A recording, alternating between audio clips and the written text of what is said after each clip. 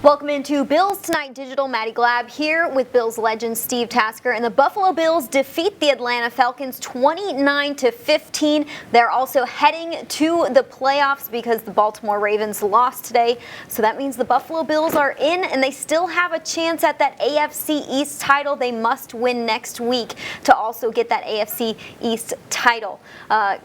Weird game up and down for the Buffalo Bills. They start off hot, they score on their first offensive drive, but then they kind of get into a little bit of a interception frenzy there on 3 straight drives, but towards the end of the game, finally, we're able to get back into it, score a couple of touchdowns, and end up winning this game. Who do you give the game ball to in this one when Josh Allen didn't seem perfect today? It's a good one. Maybe Devin Singletary. Yeah. I think the end of the game when the running game took over and Josh and the Bills kind of, it seemed voluntarily became one-dimensional. 3 picks on 4 attempts at one stretch for Josh, and finally the Bills said, forget it, we're going to start running the football, and they were effective doing it. In fact, in the last part of the game, they ran off the last 5 minutes of the game just running the football and ended up kneeling down with 2 minutes to go. So kudos to Devin Singletary on his ability to run the football. This is as bad a game as we've seen Josh play. And turned the football over 4 times, still won the football game, didn't punt. One of those weird stats. But I think this is a game where the rest of the team, and we've talked about this on the show during the week, and we've talked about it with you, Maddy, there's going to be a point in these playoffs where this team's going to have to win some other way than with Josh Allen. They did that today. Yeah, 233 rushing yards by the Buffalo Bills. We haven't seen that out of them yet this season. It's also their 3rd straight season where they've won at least 10 games. The Buffalo Bills haven't done that since your playing days, when they did it from 1990 to 1993. It's hard to do. It's hard to do. Congratulations. It was great. They've clinched a playoff berth, and away they go, and now we get set up for the tournament. It looks as though if the Bills can hold serve in the last week of the season, the Bills will have at least one playoff game in Orchard Park. The table's set. Now they got to finish it up. All right, well, the defensive line had a sack party on Matt Ryan today. Let's hear from Ed Oliver and Harrison Phillips. Would you agree with that? Was that the series? That's when he made like all 3 plays in a row? Okay, yeah. Yeah, I mean, we have to stand up there and field goals and takeaways in that situation. Ed made 3 great plays in a row. Obviously, his full team defense, but Ed's got some freaky things to him where he can take over a game himself, and obviously everybody's got to be doing their job to play great team defense. So, yeah, we didn't want to be playing against momentum. That was a big stand for us defensively to get the ball back in our offense's hands. Right. I don't know. I feel like I said before halftime, like they had just been getting so lucky, and like I knew what to expect, so I just attacked them. I was like, he threw the pig. I was like, all right, it's time for me to go off. I just went out there and just played, let my instincts take over and just played. So that's how I felt about it. When you say you knew what to expect, what were you seeing from them? Well, basically they were just running wide zone, one way, wide zone back the other way, counter pass, play action. So I already knew what to expect. Like I think on the sack, it was a play action pass or counter pass, something like that. So I already knew what to expect. So I was just going at them. I know, Harrison, you weren't here when the drought was broken, but you've been here now with another playoff appearance. Mm-hmm. It's the first time to clinch it in front of these fans, though. Yeah. What does that mean to this team? It means a lot. So what, you're saying early 90s was the last time that had happened to clinch at home? Because there's no fans last year. Right. And in 2019 was in Pittsburgh when he clinched the spot. Yeah. So, anything that we can do to these fans, you guys know how much our football team cares about them. So not only did, we clinch today, but we have even a greater opportunity next week to win the division. And so we're, obviously going to take our 24 hours and get focused on that, but it was great to do it here at home. What is the sense of, it's overall for the franchise, and you guys have become part of it during, but 4 times in 5 years now under Sean, kind of the overall sense of where this program has been, where it's headed now, especially given what you've been through this year to get to this point? Yeah, I think we've said it a lot, is the organization does a great job of bringing in the right people, and that goes from our cafeteria people, our equipment, our training room, everybody around it that has that playoff caliber you guys see us talk about and stuff. And it's not just something we talk about, it's something that we walk the walk with. And so it's been a great success, and ownership who cares a lot about winning, and all the pieces have kind of been falling. What to say about defense? You kept your offense on the field for like less than 24 minutes. For real? I know that. Say that again? Their time of possession was 24. You kept your offense on the field for only like 24 minutes. Is that sort of a accomplishment of yourself? Ed? I don't even know how to answer that. I'd rather us be on the field more than them. If they, especially they just scoring quick, you know, I don't even know how to answer that. I just play. Pat Harrison, I think it was 5 sacks for you guys today. Just what was working for you on the defensive side as a whole? Yeah, I mean, like Ed kind of mentioned, the anticipation and knowing what the plays were coming. So if we could stop them on 1st and 10, knew that in a drop back game, we liked our matchups one-on-ones. Worked some good games as well. Good communication with our rush and coverage. Coverage did their job to give us an extra second to get home. And so definitely a great time to hit our stride here as we get into late December, early January towards the playoffs. Harrison, they were 1 for 4 in the red zone. What was the key of being so good in that part of the field? It's part of our mentality as a defense. We'll defend a blade of grass, and so that's just the mindset of us. Regardless, when we get down there in the red zone, we know we have to have field goals and takeaways, and so that's been an area other times in the season we've struggled with, and so we've really hung our hats on that. I think that's something that's going to be celebrated here in these next 24 hours as we look back at the win. That was a big indicator of why we won this football game. All right, going into this game, Matt Ryan had 32 sacks, which ranked towards the bottom of the NFL in today's game. The Buffalo Bills were able to get home and have 5 sacks on Matt Ryan. What do you think was going right for the Bills' defensive line in this one? And someone also who has stepped up a lot in the second half of the season has been Harrison Phillips. Yeah, he has. With Starlou Tulele being out and in and out of the lineup with injuries, COVID, personal reasons, all of that. He's been a little bit absent on the roster on game days. Harrison Phillips has gotten those extra snaps and played extremely well. And I think now, and maybe the first time in 2 years, he's getting back to where he was at the beginning of 2019 when he had started and was the guy at defensive tackle and blew his ACL out. It's taken him 2 full years, a little over that, to get back to the point where he was playing like he was in 2019. Plus the extra reps and the ability of him to get used to the guys he's playing around, hasn't rotated in and out as much as he has in the past. And I think that's helped him get some continuity and also started working better with Ed Oliver, who has also elevated his play in this last half of the season. You saw both those guys there together. They've played extremely well together, and Ed Oliver has upped his game. Now, he got a penalty today. It was a very soft call, but yeah, okay, take the penalty. But he was there right in the face of Matt Ryan. And I think the ability also for the secondary of the Bills to take Matt Ryan off his first and his second read in a couple of occasions gave the defensive line an extra half a beat to get there. Certainly that's what happened on Greg Rousseau's strip sack fumble that Harrison Phillips recovered. So I think the secondary helped the defensive line out as much as the defensive line pressure helped the secondary. It goes both ways when the defensive line gets home, and also allows the secondary for a little bit more time to cover guys who Matt Ryan could have targeted. We're going to send it to Micah Hyde and Jordan Poyer. Speaking of the secondary, let's hear what they had to say after this big win. I mean, it's a competitive game. I got a lot of respect for Matt Ryan. So, just in that instance, it looks like I didn't honestly know what the penalty was. I didn't know they got him for the taunting call, but kind of played full circle. He had to come back out there and 15-yard penalty, and then we made a good stop at the end. Yeah. A big play. I mean, they have 1 yard line of the 16. Right. It would have been a one-score game, right? Right. Like I said, it's a competitive game. I'm sure he wishes he had it back. But at the end of the day, not a whole lot I can do about it. Can you share what he said here, or? No, I'll keep that between the lines. Jordan, you guys are going back to the playoffs now. What's that mean?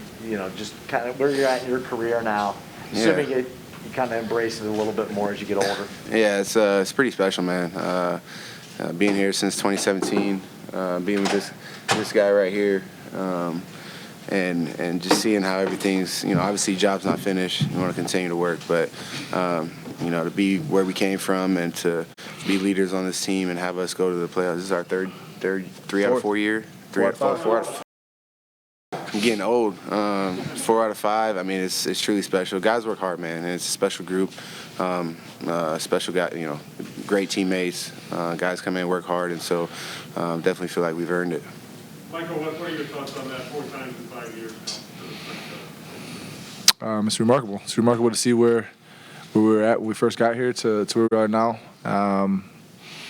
But obviously, there's still a bunch of goals in place for us that we want to accomplish this year, and this is just one of them. Mike, how big was the start of the third quarter? They get the early pick, and you guys put up a single on that possession. Was that a pretty big moment, you think? Huge, especially in the second quarter. They got some points on us. So we made some adjustments at halftime. Coaches came in, made some adjustments.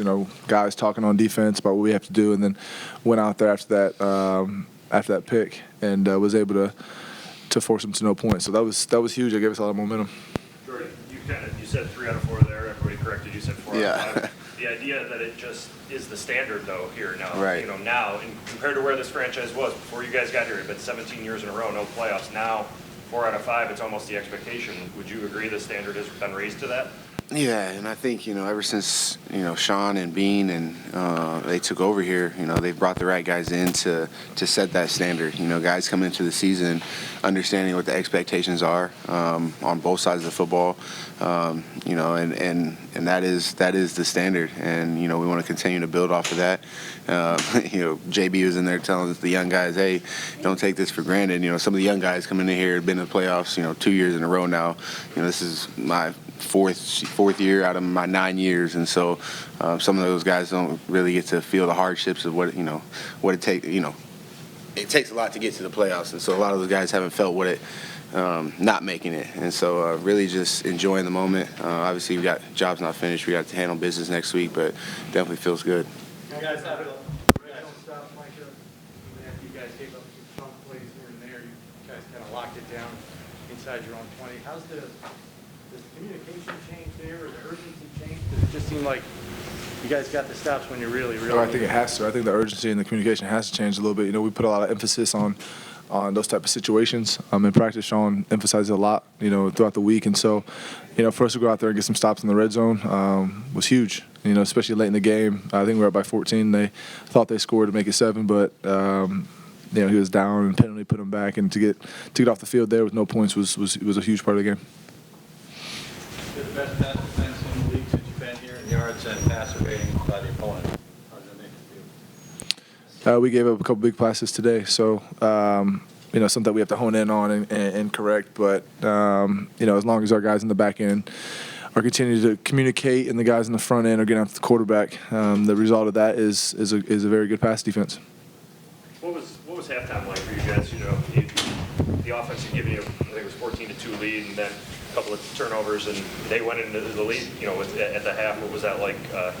In those same as any other half. We understood what we needed to do. We needed to execute better. Find ways to get off the field on third down.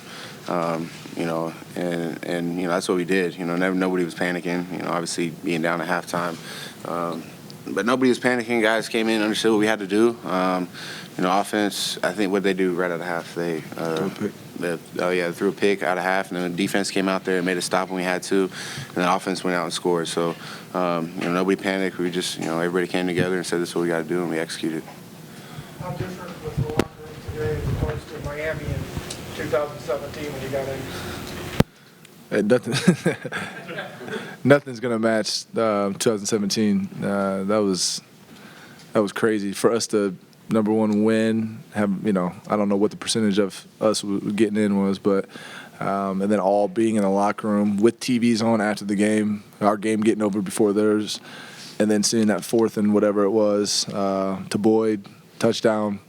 Nothing's matching that. But yeah, that was amazing. Did you guys know when the Ravens lost with like 3 or 4 minutes left in your game that game went final? Like, did you guys know once the game ended that you had clinched a playoff spot? I think. Yeah. If I'm being honest, yeah. Just because the trainers, there was a trainer that walked past and said, all we got to do is win and we're in because Baltimore lost. So that told the story right there. But going into the game, I wasn't watching the score during the game, none of that. Well, they got the job done, and they are heading to the playoffs. AFC East still on the line, and this defense was big in the second half for the Bills. I mean, Josh Allen throws an interception to start the second half, but then the Bills defense forces a 3-and-out. Then the Falcons, when they get the ball back, also have to punt. And on the Falcons' last drive of the game, they go 11 plays, 5 minutes, are marching down the field, and it's a turnover on downs, a huge fourth down stop by the Bills defense. So they continue to get the job done. Maybe when the offense can't get it going as much, the defense has been there to help out this team. No question about it. Plus, you put this defense in a couple of bad spots with turnovers. Certainly, that is in the favor of the Falcons. The defense overcame that as well. Now, the Falcons didn't have Kyle Pitts in the last parts of this game, probably the last half of this game. He was in and out of the lineup early on. He came down with a hamstring, and smart of the Falcons not to risk him. But at the same time, it's a game they had to have. They didn't have their best weapon as a result, and it hamstrung, no pun intended, hamstrung their offense even further by not having him out there. The Bills' defense kind of put the clamps down. Their pass rush continued to force Matt Ryan to have to get rid of the football or buy himself some extra time. The secondary played outstandingly, and that you knew that Cordero Patterson was going to be a factor in this game, but the Bills did too. And I think in the first half, the other two running backs were actually having more success than Patterson was. Yeah. And I think that's a testament to the Bills' game plan. Listen, if you're going to beat us, if you're the Atlanta Falcons, if you're going to beat us, you're not going to let Kyle Pitts or Cordero Patterson beat us. And the other guys actually had a pretty good first half, although it was aided by the 3 turnovers in the first. Yeah, Patterson goes for 28 rushing yards and 24 receiving yards, so they definitely limited him on the day. Let's talk about some offensive line. Deion Dawkins and Mitch Morse are answering questions from the media right now. It's Dawk and pass, The best thing about that, right, even though I was double teamed and all that stuff, at that moment I realized Josh trusts me like hell. Like there was 2 people on me, and Josh still threw it. So just to see the ball up in the air is just as good as that touchdown. So we good. It's called the Dawkins pass. Dawkins pass, yeah. It's for the world to know. Dawkins pass. After the last pick by Josh, Dable comes out and you guys go 10 of 11 on the ground, touchdown. Next drive, 10 out of 12 on the ground, touchdown. I mean, did you guys feel like that first one got you into a groove and then it was like, let's just take it from here? Yeah, I think speaking for both of us, as professionals, you kind of get lost in the plays. You don't really think we really ran the ball until you get off the sidelines. You do what you're told, and it's kudos to Dayball for putting us in a position to kind of matriculate down the field and put ourselves in a position to not only run some time off the clock, but also put some points on the board. You guys feel some traction out, Deion, after you guys Absolutely. Got roll a little bit? Or? And like anytime there's a positive play, after positive play, it's just fueling like for an offense. And Dable did a great job of connecting the dots where they needed to be connected, and we're just the pieces, and it worked. Mitch, what have you seen from Devin Singletary in particular the last month or so of the season? Devin is one of those guys who comes into work every day, just puts in clocks and hours. He's a great dude. I think, like I've talked about before, for the most part, good people correlate to good football players, and he's a good person. He's a good dude. Works really hard. That whole running back room with guys up and down, I'm sure it's been frustrating at times, but I'll tell you what, that room has been the utmost professionals in regards to when their number's called. We trust anyone back there. And Devin has really taken advantage of his opportunities. He's made our lives a lot easier. I think there were some muddy holes in there, and he made us right. He made us right a few times. Sure. And that's all you can ask for in a running back. And then he brought the juice. When you finish a play, he's the first one to pick you up, even if he's the one who had the big gainer. Like that's just something that fuels an offense, a guy that trusts you and you trust them. And it's great to see him have success these last few weeks. Maybe shed, Mitch, maybe both of you, a little more light on how that's evolved, because the run aspect has been something this offense has been criticized for at times this year. But you get into a position, and given everything the line's been through, right, playoff berth on the line, and you guys go to the ground like you did today and produce. What does that mean? What does that say about this offense? It just says that football is hard. Like, just truly that. Like, during the course of a season, you go through your highs and your lows, but when it comes down to it, you know, when it's time to push all of our chips in, we have to just make sure that we're making the right bets. And we have a great group of guys that call the calls, and we have a great group of guys that play the plays. And with those two connections, you know, everything is special. Josh is a big reason why you guys can run it in the red zone pretty successfully, but the last few weeks, the running backs have shouldered more of that in the red zone specifically, and that was again the case today. What has happened there to make it more of a multifaceted effort on the ground in the red zone? Yeah, I think, like you said, Josh, we put on this offense, we put a lot on Josh's plate because he's such a special player. Whenever you can take something off his shoulders, you know, because he's got sometimes it feels like the world on his back, right? And like just run and pass like he's the main guy. You know, for us, just executing in the red zone is a big thing.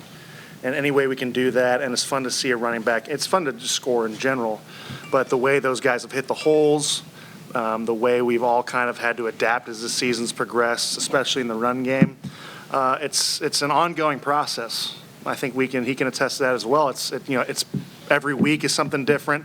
We're always working on something.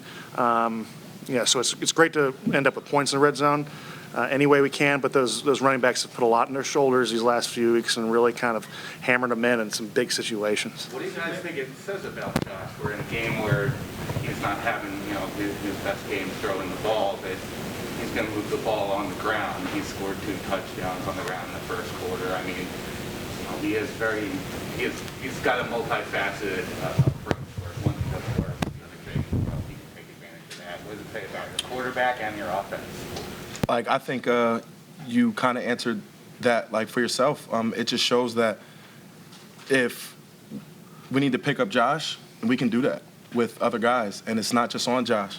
And it just shows the growth of our organization, that it's not all on Josh's shoulders. You know, Motor went in there and did his thing. Whoever caught the ball, like, went in there and did their thing. The O-line did in their job, and special teams and did theirs, and defense and did theirs. And with that just being said, it's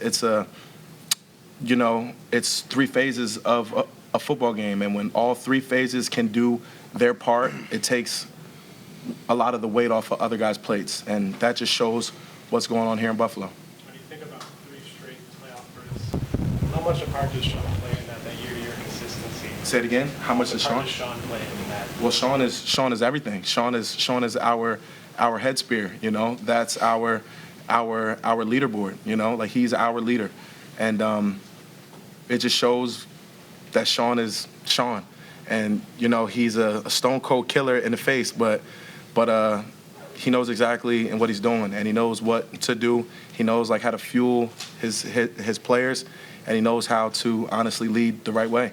And when you treat your guys right, your guys rally, and that's exactly what we're doing. We're rallying behind a leader that treats his troops right. Last one. All right, this offensive line has started to look more and more healthy over the last few weeks. Of course, you get a bunch of guys off of the COVID-19 list this past week, which allows them to play in today's game. Last week, they got Deion Dawkins back. He only played for part of the game. But that's been a big storyline for this offense is the shifting of the offensive line. Is it there? Is it not there? Some weeks it's okay. Some weeks they struggle a little bit to give Josh Allen the time he needs, or the running backs the holes that they need to be able to gain yards. But 233 rushing yards is nothing to shake your head at. The Buffalo Bills haven't done that yet this season. The offensive line looks like they're getting back to their old ways of last season when they did have it together, even though they kept shifting even last season with some of the injuries. But it looks like that consistency is starting to be there. What do you think of the group so far? Yeah, and I think the fact that they got 8 or 9 guys that are healthy and available now gives them some flexibility. And I think the fact that they found a little something in last week with Ryan Bates at left guard, And then with Deion Dawkins coming off the COVID list and getting in and getting some reps last week, I think they found some things. They went with the exact same group they finished with a week ago, and that gives them some stability and maybe gives them some motivation for the guys behind them to get back on the field. So maybe it'll elevate everybody's play across the board. But there's no question they've played better in the last couple of weeks. They are so important to how this offense works, how it runs. Without them, Josh and his weapons can't do what they want to do. Speaking of Josh and his weapons, Josh Allen and Devin Singletary are now answering questions from the media, so let's send it over to them. Load on offense. Yeah, I mean, it was, again, we talked about this last couple weeks. Every game from here on out is a playoff game. Not every game you win is going to be pretty, and that was the case today. You know, I'm just fortunate enough, you know, we have teammates that step up in big situations like this. Obviously, you're sitting next to Motor, who played an outstanding game, ran the ball hard, broke 100 yards, scored 2 touchdowns. Our O-line did a great job blocking. You know, our defense stepped up. I put them in some tough situations early on, but they had our backs, and you know, no matter how we were going to get this one, we had to get it, and we did. Josh, can you continue on that with Devin, in regards to Devin and just how he's become such a big part of the offense, what you've seen him do successfully here the last month or so? And again, I allude to it every time I talk about him. Every single play, you see him doing the right thing. And when you've got a guy that just wants to do the right thing and help the team win, typically those guys are going to make the plays when they're called upon. And he's been really big for us the last few weeks, and we're going to need him going forward. He knows that. We know that. But to see him kind of take the next step in his career, you know, catching balls out of the backfield, and you saw him running the ball today. He runs extremely hard. And again, I urge you guys to watch him on every single play, whether he's got the ball or not. He continues to go find work down the field, follow the ball, pick up guys, you know, when they're on the ground, and that's how you should play the game of football. What does it mean, Josh, to have that element of the offense? You know, not just your mobility, but a traditional running game, kind of emerging at this point in the year. Well, you see, especially with the elements that we play with here in Buffalo, we got to be able to run the ball, and you know, there was a lot of situations tonight where they knew we were going to run the ball, and we did. And you know, when you can run it, when they know you're going to run it, that's typically a sign of a good offense, and we did a good job with that tonight.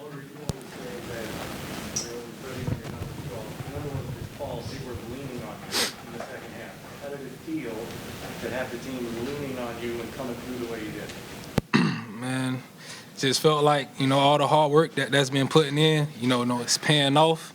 And shoot, like I told you before, man, even though, like you said, they was leaning on me, I wasn't out there by myself. You know, I had, like I say, the linemen, tight ends, receivers, making blocks, making plays down the field. So it wasn't just me. I had all my guys out there with me. Was there a groove moment there? Because you had the one drive, you get 7 of the 10 carries, not every other 3, and then 10 out of 12 plays, you guys are running again, both of you mostly. I mean, was there a groove moment where you're like, we're just rolling now? Yeah, definitely. We definitely got in the groove when we needed to, and we made it count. Josh, 3 straight trips to the playoffs.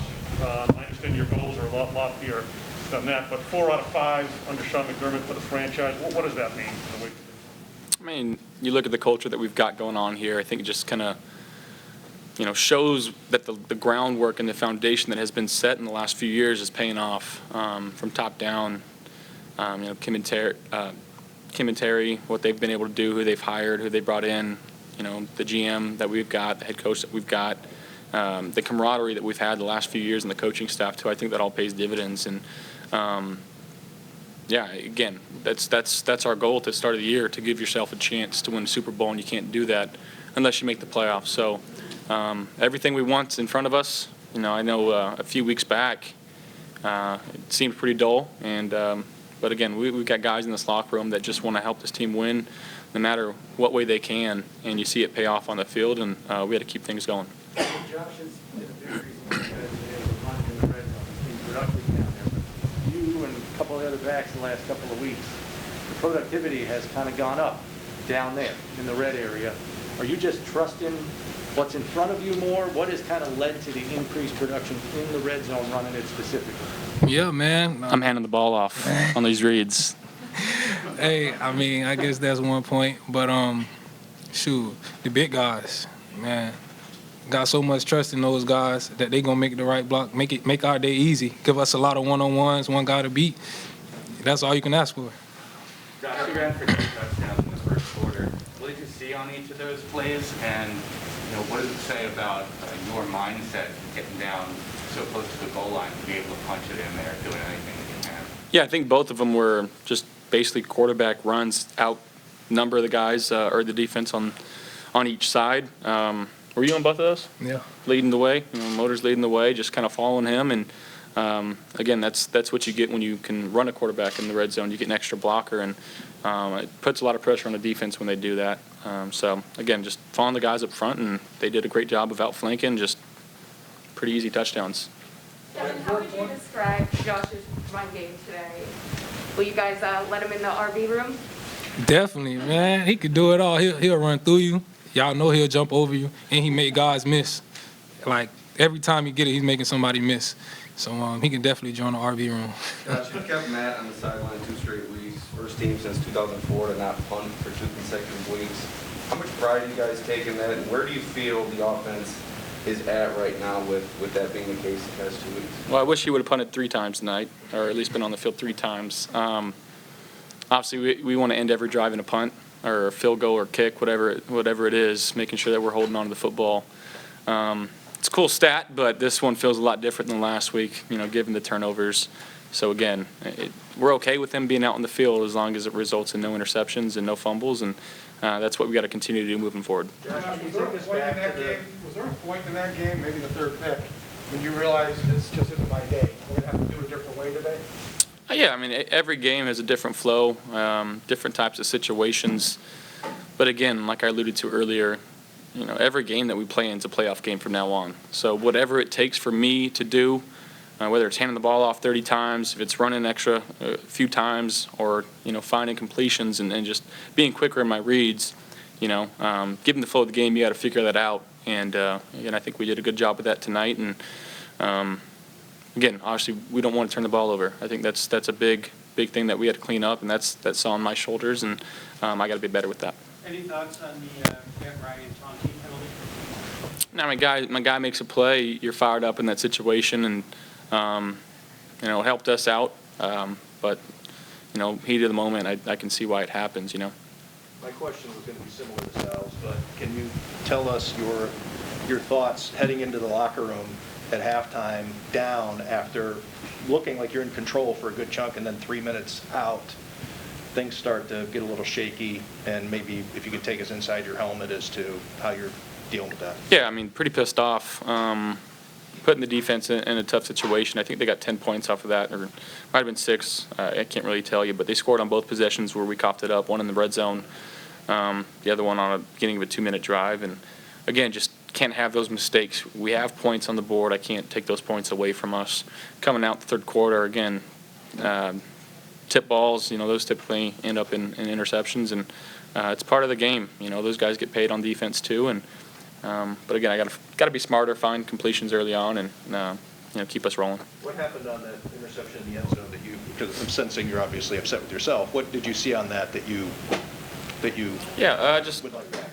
Again, scrambled. I know there's a couple guys pretty close to me, and just try to make a play, give our guy an opportunity. Guy made a good play, jumped up, got a hand on it, and again, that's kind of live and die by that. And you hate those interceptions, but sometimes those are the attaboys too, where you make a good play. And I saw Stephon in the end zone and thought I'd give him a chance, but again, just sometimes bad ball, good play on the defense. Those tend to happen, but got to limit them. Thanks, everybody. Thank you.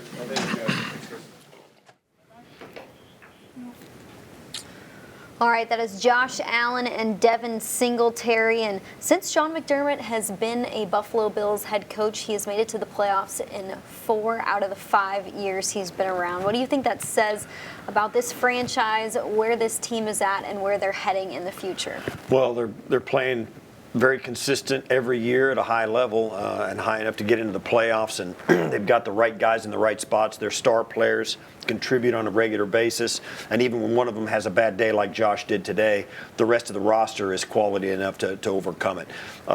It's very rare you see a team, and I think the Bills are -3 on the turnover ratio today. Really rare to win a game in that situation, let alone win by 2 touchdowns. It's pretty amazing. You just never see that happen, and I think it's one of the reasons. The Bills just had too much for the Falcons to handle today. They gave them They gave them a safety, then 2 more turnovers in the first half that gave them the ability to get the lead in the first half in a game where you felt like the Bills were in total control like 5 minutes before that. They came out and the Bills just steadily choked the life out of this game. Scored when they needed to score, and the Falcons just couldn't get it together. Going -3 on the turnover ratio, giving them a safety as well. It's a handful of games in the history of the league that the team that does that wins. And the Bills turned in a win today. And I think it says something that they were able to get a win in not the best weather with their rushing offense. This is something that hasn't happened that much this season, where Devin Singletary or Zach Moss really control the day. Yes, Josh Allen had 81 rushing yards, and it was important that he did.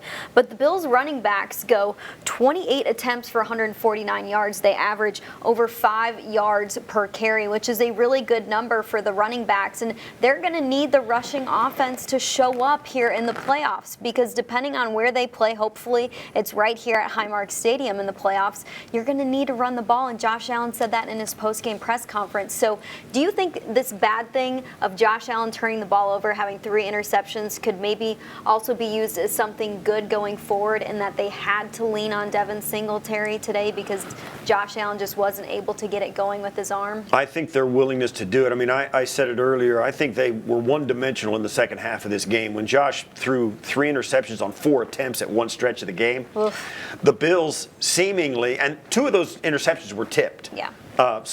Okay.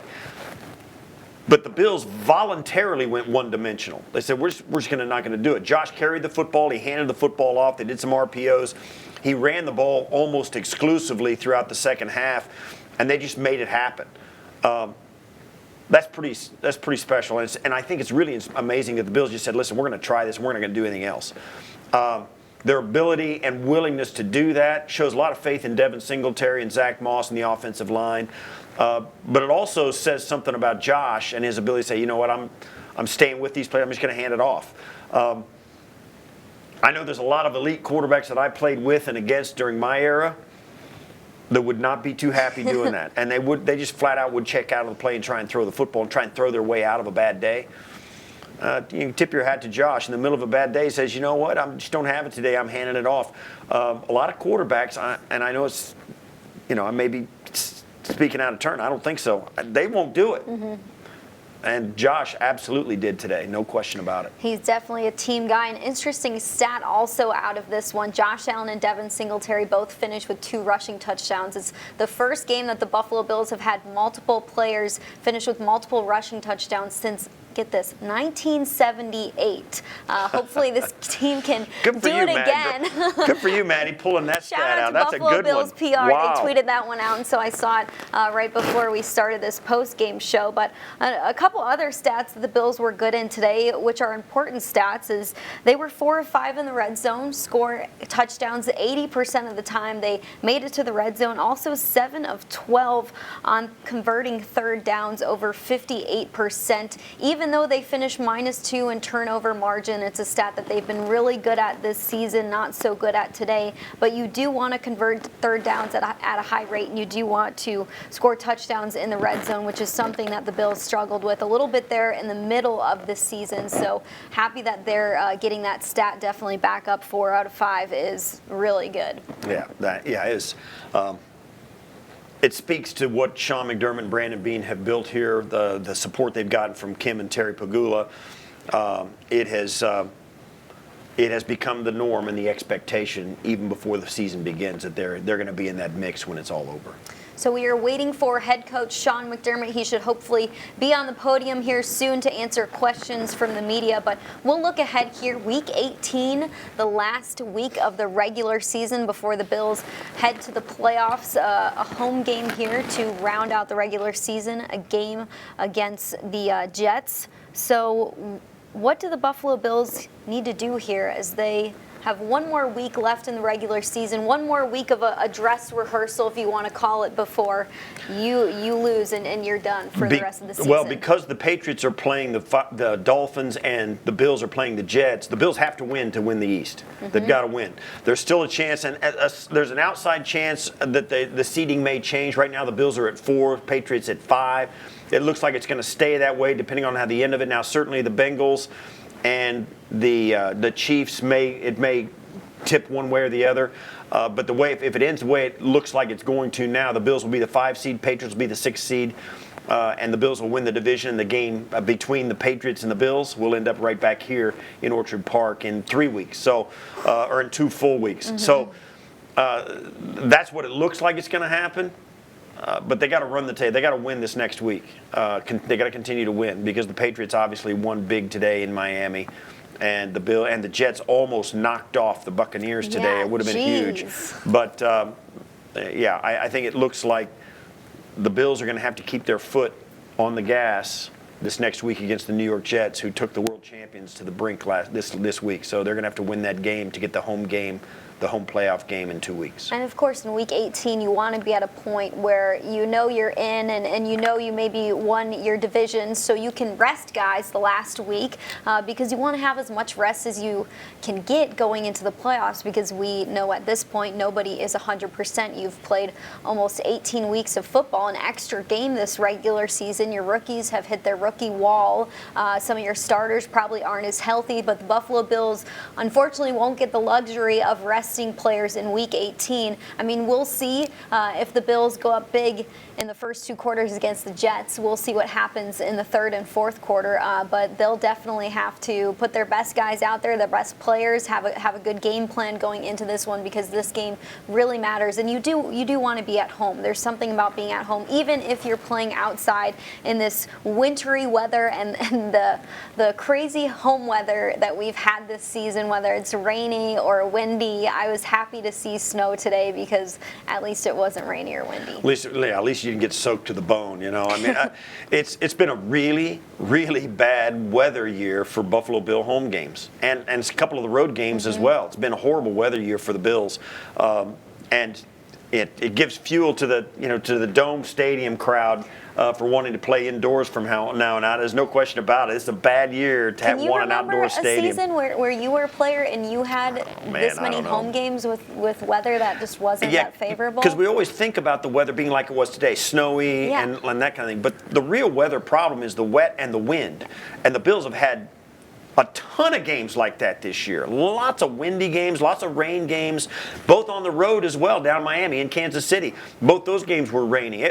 It's really been a horrible weather year for the Bills offense to work in. Today, actually, you kind of got to consider it one of the better home games, right? Weather-wise, with snow on the field. It's crazy. So it's been a good year for the people who are trying to argue for a dome, but nevertheless, the Bills are going to the playoffs again. They're going to get another game here at home. It looks, or another 2 games here at home if they can win next week against the Jets. Yeah. Hopefully that is the case. Sean McDermott is at the podium answering questions from our local media, so let's hear what he had to say after clinching the playoffs again. Yeah, it means a lot. This is, I'm just one piece of it, and I think it says a lot about Terry and Kim and what they give us and the resources they've provided us over the years, and the partnership that I have with Brandon and then the coaches.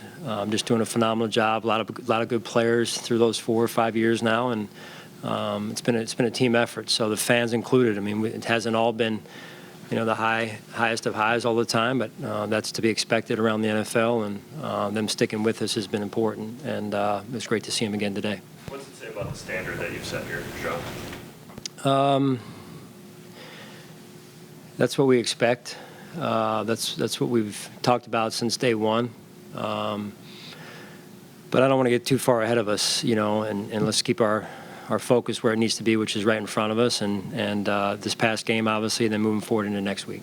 John, I know you prefer not to have found this out today, but the way you guys won this game without your quarterback, having his best day for sure, and you found other ways to win, is that a nice thing to know at this point in the year that you can do that? Yeah, absolutely. I was very impressed with the way the offensive line took over the game and the running backs as well. I thought Devin, that series, the two series after, so we get the turnover, unfortunately, after half. Defense comes out, makes a huge stop. Ed Oliver made a couple big plays in that series there, and then they take the delay, they punt it, goes into the end zone. Great situational football there, and then Devin came out and was just an animal that next series, which I thought was a great momentum boost to our team. What has changed with Devin? What's changed with Devin the last 3 or 4 weeks or so? I wish I could tell you specifically one thing, Josh, so you can write a good story about it, but he's always, this year in particular, since he came back to training camp, you could tell he had really worked his tail off, and I think he inspires the guys by his style of running. He's not a very big guy, but I can recall 2 or 3 runs on that next series that I alluded to already, where those are big runs for us, and you could tell there was something a little bit more he was given right there. What does it mean, Sean, to have that element of the offense kind of emerge at this time of the year? I mean, Josh, when we asked him about it, he said, to be able to run it when the opponent knows you're going to run it says that you have a chance to really be successful as an offense, especially late in the season. Yeah, I think it brings to the surface our two-dimensional offense, and that's a hard type of offense to defend. Was that a conversation you guys had at halftime to try and, we can run the ball, we think that could work more? What was the adjustments at halftime like? Well, I think just overall, I won't get into specifics really. I think overall the players did a really good job of executing what was addressed at halftime, offensively and defensively and special teams.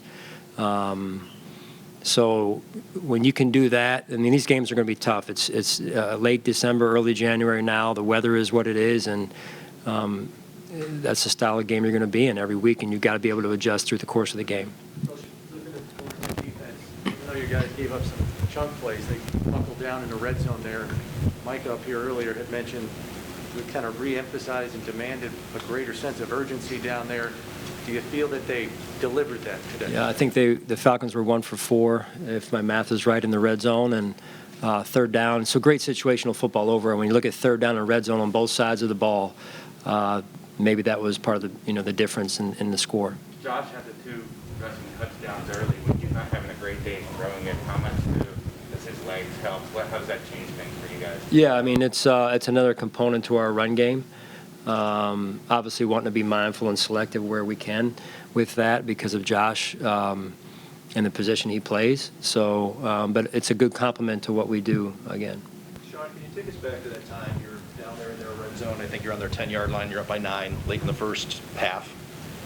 3 minutes left or 3.5 minutes left or whatever it is. And the way things shifted from an emotional standpoint, I know you say you don't want to get into the X's and O's of halftime, but from an emotional standpoint to go from ahead, comfortable, well, somewhat, and then be behind it at halftime. Can you take us into that aspect of being a coach, leading this team, trying to being a readjust? coach. Well, the coach and the level and the word you were that was about to come out of your mouth, comfortable, they don't go in the same sentence. But I thought it was definitely a momentum change in the second quarter there, and we came in at halftime and we had to get that back. We had to get our guys re-energized and back believing in what they were doing and how they were doing it, and I thought the coaches did a great job with that and the players executed. Sean, you stayed with Marquez after an early miscue. You've been frustrated at times about turnovers on special teams. Why did you make that decision to stay with him there? Yeah, I thought that was important. Those are hard ones for a coach. Right? The ball is so important, and we turned it over 3-4 times today, however you want to count that one. So I mean, it's hard to win when you do that, and that'll be a valuable lesson for him, and I hope a stepping stone in his career. What did you see out of Josh, the way he responded after throwing that third interception? Because earlier in his career, he would do things like that and sort of unravel. This time, it seemed to. I think overall for our team. I think that was a good moment for our team just in terms of how we came out of that and what we were able to do with the game how it wasn't going our way at times through the turnovers in particular, and find another way to win. And you're going to have days. He's going to have days like that. And but I have full confidence in Josh Allen. John, I know usually you leave it to Ryan to be communicating with Josh, but maybe after that third pick, did you have to step over and just say, hey, or what, did you say anything to him? Did you have to get up? No, he knows. I mean, if this was his first year, then I would have had to said something or just follow up on it. But he already knows. We talk about it a lot, how important the ball is, and same thing with Marquez. He already knows. And the biggest thing is, can you reset right through the course of a game? Is can you reset and get back on your A game and learn from it? It was talking about re-energizing the team. The stop after the third interception, how big was that for that particular purpose? It seemed like you specifically were very re-energized by it as well. Yeah, I was fired up. I mean, that was a big. I mean, right there, we come out of halftime and you were saying, "Hey, let's everybody get back on it," and you try and get momentum back with our energy, and we come out and throw an interception, and I think the ball may have in fact got tipped maybe there, but. That was a big changing point in the game, turning point in the game with momentum. The defense came out and I thought did a great job adjusting on their part in the locker room at halftime and shut them down. And I think it was, like I said, they took a delay to punt it right there. So, and then it goes in the end zone. So it was a good complementary football piece. And then the ensuing drive on offense, I think we went down and scored a touchdown as well. So, just high level of football. Go against Atlanta. Say that again. How much of a momentum, how much of a lift was it to have that taunting penalty go against Atlanta, so they didn't have the ball for one, they headed it to 16? I think the biggest thing right there is that's something we can learn from as a team. That those are going to play a big part in results of games down the stretch, and I know we'll talk about that on the early part of next week here as a team. John, you mentioned Ed Oliver in an earlier answer, but just what did you see in the pass rush in general today? Yeah, I thought there were some really good moments. I really did. And then I thought there were some times where we could have been better. But overall, again, not having looked at the film, I think, we were able to get to the quarterback on early downs. We got to him at some point as well on third down and fourth downs. So I thought that there was some really good moments and probably some really good things when I turned the tape on and watch it. Then there were some where, we could have been better, and I'm sure the guys feel the same way. Dion was double teamed there in the end zone. He joked that it shows how much Josh trusts him, that he'll throw it to him with two guys on him. When you guys come out, don't go for the field goal early. You guys go for the touchdown. You call a play like that. It looked like you guys were making a concerted effort to be aggressive again. Is that something you kind of came into this one, riding the momentum a little bit from last week? Again, Josh, I think I appreciate where you're coming from. I think it's just overall how we wanted to play this game or that situation within this game. It's not always going to be like that. It's just what we feel like the situation calls for. Did you like that play call to pass to 73? I like when he's open better than when he's double covered. John, is it important to do things that are fun at times during a game, even though just to get your guys a little going or whatever? Is it you can ride on some sort of vibe, or because this team does some fun things over the years? Why don't you name what fun things we've done? Doing something like throwing to Dion. Or yeah, I mean it is. Yeah, I mean this is at the end of the day. Listen, we're professionals in what we do, right?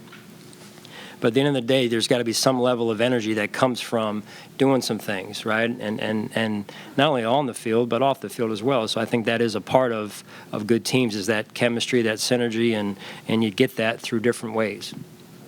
Devin to us doesn't really seem like the loudest guy in the room. But for you, what do you see when a guy can step up and kind of shine in that role? You said Devin, is that right? Yeah. Yeah, he doesn't say a lot. And I really appreciate the way he approaches his job. He comes to work, he's prepared, he knows the details of his job, not only when he's carrying the ball, but when he doesn't have the ball, which is a big part of being a complete back. And I think that's a lesson for all the players on our team, including the guys at his position. All right, thanks, guys. McDermott's press conference is brought to you by Highmark Blue Cross Blue Shield of Western New York, the official health plan of the Buffalo Bills. Alrighty, that's head coach Sean McDermott. 1 week left in the regular season. The Buffalo Bills will welcome the New York Jets to Highmark Stadium. We'll see what happens if they win. They're the AFC East title division holders. They won it last year. Let's see if they can do it for the second straight week in a row. I looked at the weather forecast. We were talking about how home games not the best this season. Well, next week, rain and snow in the forecast, of course. Yeah, it's not going to get better. It could get better, I guess. But, yeah, it's a must-win game. You got to win it. The Bills have clinched a playoff spot, so have the Patriots. The home game, whether it's going to be in Buffalo or in Foxborough, is going to be decided next week by the Buffalo Bills, whether they win or lose. And if they win, it's here in 2 weeks. Sounds good to me. Let's keep the win streak going. 3 straight games. Let's make it 4 heading into the playoffs. We want to thank you for joining in on Bills Tonight Digital. Please come back 11:30 MSG. We will have all of our full version of Bills Tonight, more highlights, more sound, and more analysis of this one. For Steve Tasker, I'm Maddy Glab. We will see you all right back here next week.